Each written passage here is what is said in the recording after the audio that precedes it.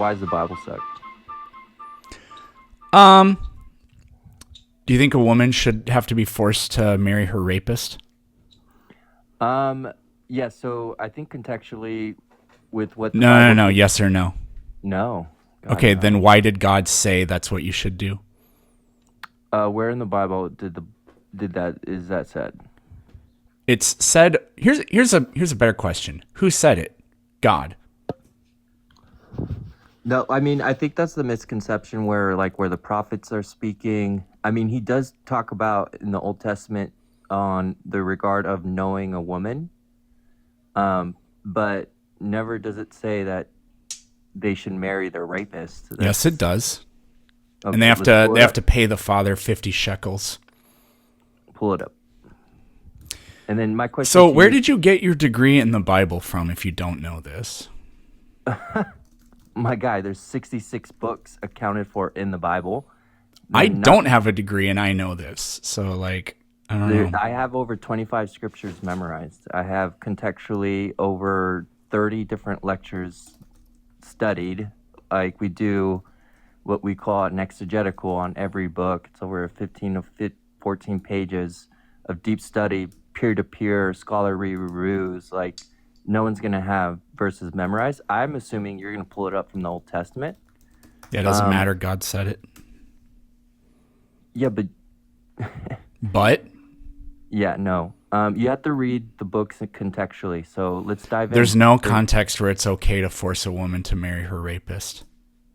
Let's pull up the scripture and let's talk about it. Yes or no, there's no context where it's okay to force a woman to marry her rapist. Contextually, God wouldn't approve of that 100%. Then That's why sin. did he? That's sin. No. So okay.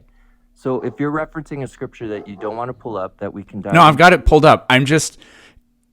The thing is, from what I've learned is you have to make people take a position before you show them the evidence so that you can prove that they contradict themselves. I don't want to give you the evidence and then have you in real time come up with your argument and formulate your position. So I want to know what your position is before we do this. Sure. So if rape is sin, and the Bible talks about that clearly, then no, God does not want a rapist to marry their rapist. Like that's Then a sin. why did he do that? With the shekels and with what happened in that context, I have to have the scripture. There is but no we can- context where it's okay. where there's no your proposition that No, You're this is saying- according to you. I asked you. yeah that's a no.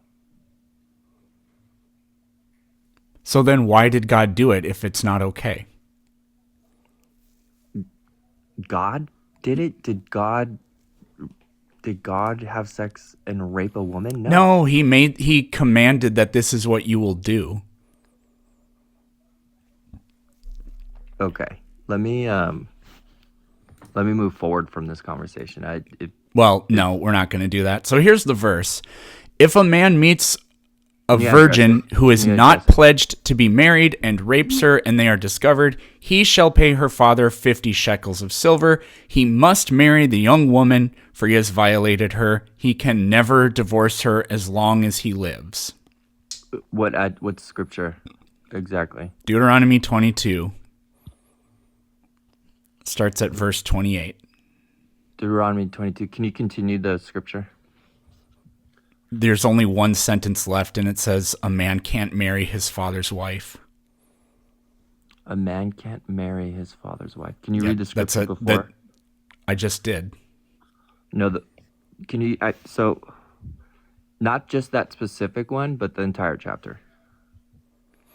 It's literally a series of, so midway through it goes over marriage violations and says all these things. For example, if a man violates a woman who is married, then you gotta stone the man to death. If he violates a woman who is married, but they both consent to it, then you stone them both to death. This one is specific. If she is a virgin and she hasn't been pledged to be married yet, then After he violates her, he has to pay the dad 50 shekels of silver. They're forced to be married and they can never split. Okay, so the specific word that says rape, it says rape, right? Yeah, rapes. Okay, so let's look up what the ancient Hebrew says What on rape. makes you think that the scholars who put this together know less than you do? What makes you think that they put the wrong word in there? It actually happens quite often, and I think this is what separates other pastors from a lot of people is that we dive into the actual translation. So it's a good food for thought across the board. Let's look up what the Hebrew says because it could be mistranslated, and I'm not going to deny that there's mistranslations.